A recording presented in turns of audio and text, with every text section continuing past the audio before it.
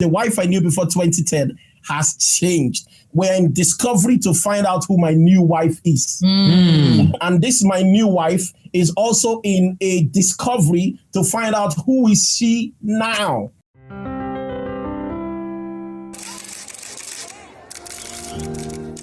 So please. They've not had, because I was even going to ask that, because you said something about your coping mechanism before. Yeah. So the way that you try not to interrupt each other.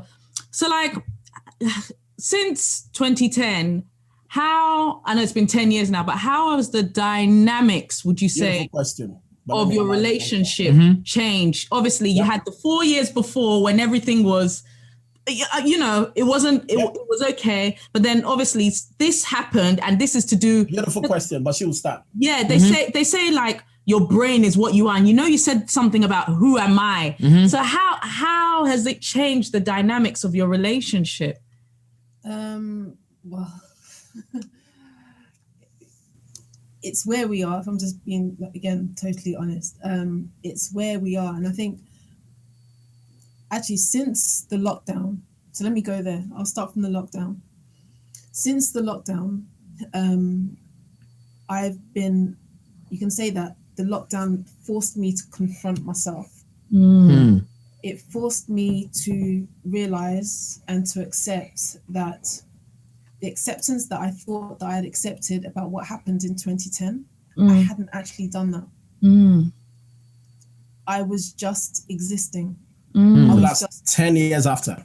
But it took the lockdown to the physical, almost like entrapment, and knowing that I had been locked up in my head, and then thinking about the combination of the two, it scared me. And I was thinking, I honestly didn't know how I could cope with being locked up for the last 10 years in my head, and then physically being locked up under, by the whole pandemic. So, and that's how my blog birthed. Because I needed an outlet. I needed a way of communicating. I needed something that I could just talk and share my thoughts without being interrupted. And I say that lovingly. So in terms of, we're talking about coping mechanisms, right? Yeah. Well, the dynamics of the relationship. Dynamics of the relationship. I think for me, accepting or just realizing what the acceptance I needed to go through was really, really important. Because as I said, I thought that I'd accepted it, but I hadn't accepted it. I just moved on. There's no acknowledgement of it, and just recognizing, actually, you know what, this is what happened. These are the implications of it, but I need to kind of accept it and like consciously accept it, and then be able to move on. So I think for me, the lockdown was a blessing in disguise. And it forced me to accept something I had assumed. But it's also given me the freedom to develop and learn and grow, and to learn more about myself, and to grow in areas that I have kind of lay dormant, if that makes sense. Right, cool. So that's such a beautiful question. So the reality is my emotions towards my wife changed. So it wasn't easily the first 4 years after marriage. It wasn't that of a loving relationship. It wasn't that of a lover. My emotions towards my wife was more of a carer. I just want to see her well. So there was an emotional disconnection, and those are still things we're still working on till now, because I am more protective of her. My roles changed. It is, I can't leave my wife to go out by herself, because she can drive away now and tell me she's driving to Cambridge. She's lost somewhere. Do you understand? So my emotions were all over the place. It's if she's going out on a night out with her friends, I almost have to give them information of how to take care of her, and they will still not be able to. Do you understand? Wow. So I became the only person that knows her. I have to see her emails, because if she goes, some financial problems we had was a time when I was out of town. My accountant made her sign something, and before you knew it, because they were not aware, she went to the meeting like she was fine. Before we knew it, that signature was binding. We were in over £100,000 debt. Wow. Just like that. So I need to almost know what is going on so that I can protect her and protect us. So those were not things I signed up when I was married. I was going to get married, because as far as I was concerned, I was okay to be me. She was going to fulfill all this bit. So I'm now having to work double shift. Number one, do what I need to do and be able to know what she's doing. Yeah. Right? Okay. So she's talked about acceptance. This acceptance she's talking about in 2010, there's been layers of acceptance all through the years. There's some times when we think she got it, but she didn't get it. So it's been layers. And even the acceptance where we are today is still a level of acceptance. Yeah, because it has to be walked through, you know. So we've gone through a lot. And then unfortunately in our situation, because I believe in counseling, guys. I believe in counseling. I believe in speaking to people. But in our situation, we've not been able to find anybody who's been through what we're talking about. So friends and everybody will come and tell us, oh, do this, do this, do this. Come into our shoes first, then you will know what to be doing. Yes. Right? So if you're telling us do this, has your wife had an aneurysm before? And that thing you said do, that it was just easy like that. I mean, my wife can be going up the stairs and forget what she went up the stairs for. That is it. So I have to remember, I have to be able to feed her information to articulate for her. So the reality of that marriage became different. So it affected sex. I know your people would like those kind of, it affected sex. It's not, you don't have sex with somebody you care about like that, like a carer. Because in fact, for me, sex and things like that was, you don't want to hurt her. She's in pain. Yes. Do you understand? She's in pain. It happened to her.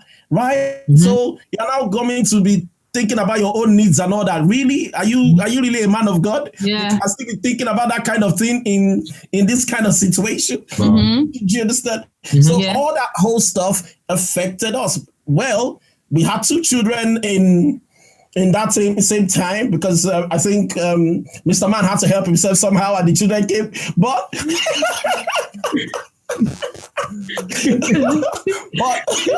but it really did affected all that kind of stuff anyway. But yeah, and that dynamic is what we're constantly still working on. We're growing together, we're reading books, we're looking right now, we're blessed. We have one of our friends who's taking it upon herself.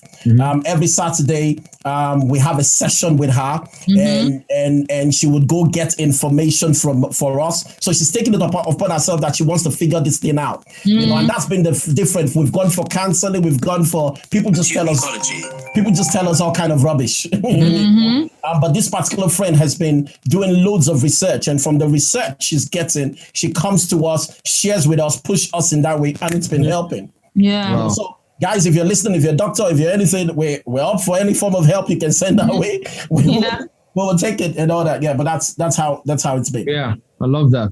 I mean, it's amazing, because at the same time, whilst you're working on yourselves, your marriage, because of what happened in 2010, it doesn't take away from the fact that you're working on yourself and your marriage, if you get what I mean. So you're learning new things about each other.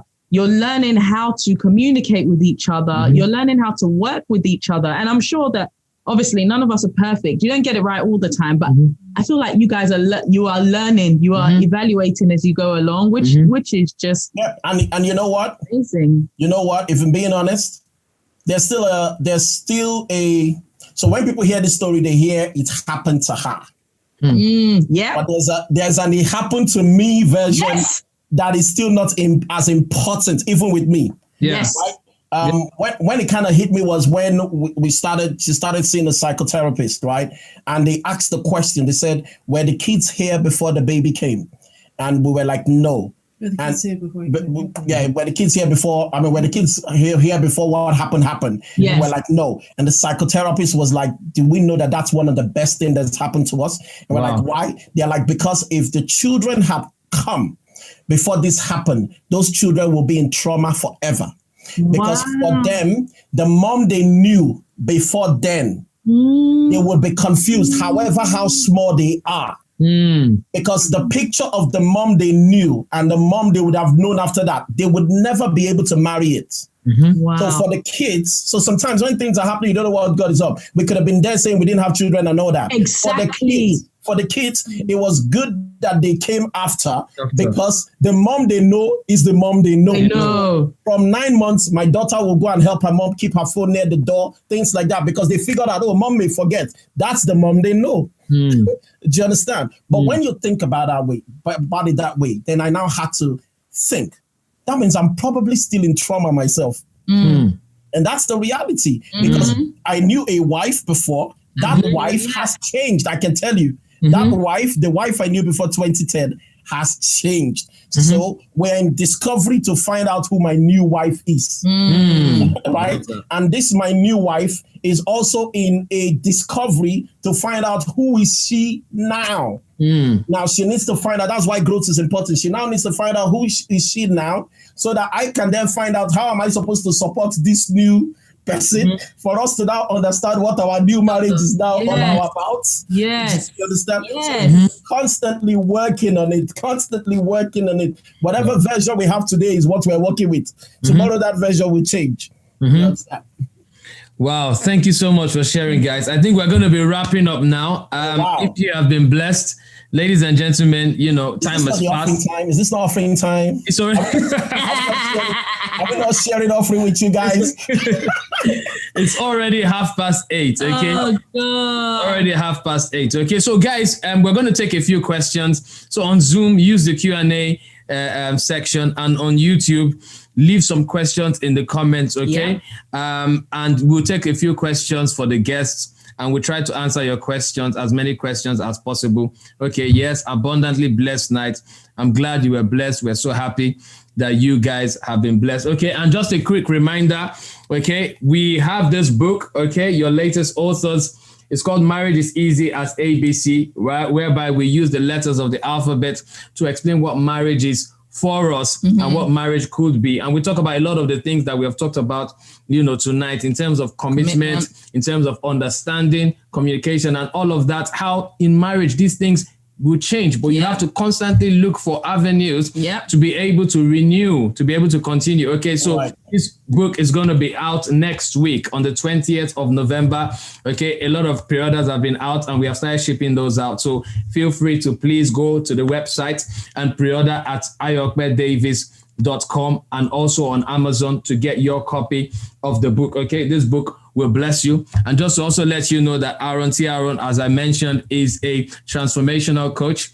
Okay. Yeah, man. If you need to sort yourself out, your mindset, go sign. I don't know if there's a link, but send me a message in my DM. If you need a coach, I'm the guy you need. I'm the best coach you should have had that you didn't know you didn't have.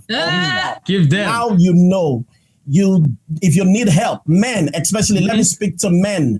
Women are taking the lead in many things. Men, it's time to wake up. Men, it's time to wake up. I feel so pained. I feel so pained because I've got a lot of 98% of my clients are women. Men, let's talk. Men, get up. Let's talk to ourselves. Let's stronger men. Let's be better men. Yes. Let's be, get into growth. Men, it's time to study. It's time to read. It's time to get information. It's time to share with people. We're leaving the women to do all this stuff. Men, if you need help, I work with a lot of women. Women, I'm not saying don't come. Women, slide into my DM. My wife trusts me like that. It's okay as long as you're not putting any pictures and things like that. But anyway. Okay, guys, you've heard it. Okay, so please reach out. Okay. Life coaching, question here. Mindset, growth, okay? Aaron is the man. And obviously, Ayo and Ope are here for you for your relationship coaching and marriage coaching. Okay, it is very important. I always say that everyone needs a coach for your different areas of life. Okay, so that we can all grow and fulfill our purpose and be everything God wants us to be. Okay, can I just say something about you guys quickly? Ayo is someone I love so much, and by extension, I love Ope. I think Ope makes Ayo a nicer person, obviously. Ayo has been such a great mentee. He's been one of my coaching clients. He's been, this is somebody you can learn from. Ayo would come and take me out and sit me down 2-3 hours, questions, learning. He is a person who he would drive from his house. My house easily is about 1.5 hours. 1.5 hours. He would drive from his house and come sit down with me, and he would ask me questions about marriage, about health, about finances, no holds barred. And that's the picture of men. So look, if you can't learn anything if you're going to learn relationships, you're in good hands. Because he said something, a coach without, let me say it, a coach without a coach is a cockroach. Let me just tell you that. Ayo has a coach. Ayo works with people like me. He has a coach. So he's not a cockroach. All right. So I can vouch for him and the wife. Amazing people. Their relationship amazing. I've spent time in their house. We've spent time hanging out. They come to my house. We spend quality time. He pays for my time. Ayo will pay for my time. And actually, Ayo, I've not said thank you. Ayo and Ope sent me an amazing birthday present just last 2 weeks. It was your birthday, it took me so many ways to open it. It really mesmerized me. I'll probably just be using it bit by bit. But let's look at this question. I like a question I've seen here. How did our guest speakers, and probably you answer, how did our guest speakers navigate the cultural difference, such as fixed mindsets associated with cultural benefits at the beginning? Cultural beliefs. Beliefs. So she always corrects my English. So I'll just check it. Cultural beliefs at the beginning of their marriage. Do these differences still come up now after 14 years of marriage? And how did you navigate this? I think that would be. I think it goes back to what I said at the beginning, where I'm fortunate enough to know enough Nigerians, if you like, who I can call on if I have any questions or queries or issues or problems from a cultural perspective.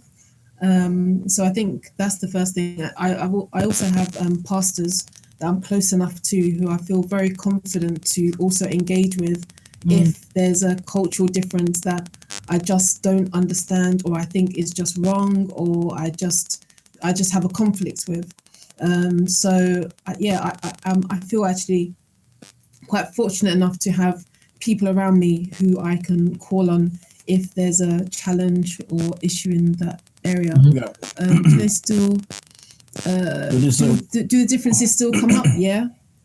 Because in marriage, we experience different, just like we experience different seasons, you experience different problems, different situations, different, so they still come up. But I think we do talk through it, even if in the first instance it will end up being an argument, but we always end up talking about it. And I think I like conflict. So bad. And can I just say, Annabelle, as well, that I never knew you were not Nigerian. Like if blending is the word, then you are blended, girl, because I did not know. I'll take that as a compliment for me. I've Nigerianized her as much as Nigerianized, yeah. When you said it, I was like, I just hit Ayo like this. What? She's not Nigerian, by the way. But I want to add something that is so strong that I don't think people talk about in marriages is your community and your network. Forget church, that I think we're blessed with a great network. Yeah. Right from the beginning of a marriage, I told my wife things like, look, if you're ever trying to reach me, you're trying to speak to me and you can't get in touch with me. Yeah. You can reach this, my friend, this is my friend, this is my friend, this is my friend. So, and it's been used many times. I mean, there was a day I was getting ready to do one of my mastermind sessions in the evening and I was getting ready to work and I saw my friend showing up in the house. I'm like, what's going on? My wife had reported me to my friend. So straight away, Straight I love away. it. that. I love it. Our meeting was cancelled. I had to attend to the council. So we have that type of. When she talks to my best friend. She Yes. be on the phone. So my best friend will pick up the phone immediately and call me and said, "Your wife is." In fact, he would try and cover her as much as possible. But when I start hearing some things, I know, okay, Annabelle has spoken to you. You know, and it's never caused a problem. So I have a strong network of friends. Yeah. That builds trust. You know, Yes. when my wife knows if you're trying to reach me, be it culturally, and to be honest, actually. I just remembered something. I think my pastor's wife put the fear of God in me. They are still my parents in the Lord. We just don't go to the same church again. They don't go to the same church. But I remember, I think it was either the day, maybe the week after we got back from honeymoon, we went to see them. I remember clearly, and it still rings loud in my ears. My pastor's wife told me, "You know she's not Nigerian. Treat her well." Oh. So I think there was that fear somewhere. So even that I can remember it now, it's always been there in my head. You know she's not Nigerian. Treat her well. Treat her well. Okay, thank you guys. There's one or two other questions here. Can you want to read out the question for us, please? There was one. I can't see it now, but basically it was something. Okay, how are you able to handle pressure from relatives, if any? But that would be me answering, right? Well, let me just answer. I think because beautiful question, and I'll tell you why. From my perspective, I actually feel very, very blessed to have married into the Aaron family. I'm not Nigerian, but it's never, ever been a problem or an issue or a talking point for my. I call them Mumley. I call her Mumley. His mum, and Daddy. It's never ever.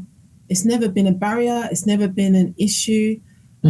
So my parents will take her side. Yeah, always. Yeah, it's ridiculous.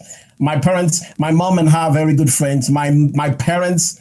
I don't even. There's no hope. There's no hope for me to go there. There's no because I will never win. As long as Annabelle is the one bringing it, my parents are going to tell me it is me. My mother will tell me, "I know my son. You are the one causing the trouble." Do you understand? But let me flip it. So you see, when we were in the hospital, so guys, men, let's talk. Men, if you're going to be a man, be a man. When we're in the hospital, I faced resistance from my in-laws. Number one, we had gone to Nigeria. We had just come back. Shortly before this happened, they said I'd taken my wife to Nigeria to go and do jazz. I was accused of all sorts. Wow. Of all sorts. Wow. I took my stand. It just didn't exist. In fact, at the time when the family started giving me a lot of trouble, I told them, I said, you will never see your sister again. You either align. So men, stop all that nonsense where family members come and take. This is our own culture. This is our own marriage. This is our own life. Everybody, every time I called my mom-in-law, who I love so much, and I told her, I said, if your daughters continue like this and aunties, they will never see their sister again. I need everybody to align, right? So across families, everybody knows they don't. This is us. You understand? We draw the barriers. Let me give you another example so that it's not like it's one side. When we had my first baby, I'll tell you this story. When we had our first child, remember the story? When we had our first child, the first day my wife went to work, you know how it is with first child. The first day my wife went to work, my mom came to do a mugwo, right? My mom came to take care of baby. The first day my wife went to work, she said, I want to be the one to clean the baby in the evening. Wow. My mom, with all her love, said she was trying to help my wife. And my mom went to go and bathe the child. My wife came back and she was livid. Oh my God. That was when you say the hardest day in your life. Yes. My wife came back. My mom had bathed the baby.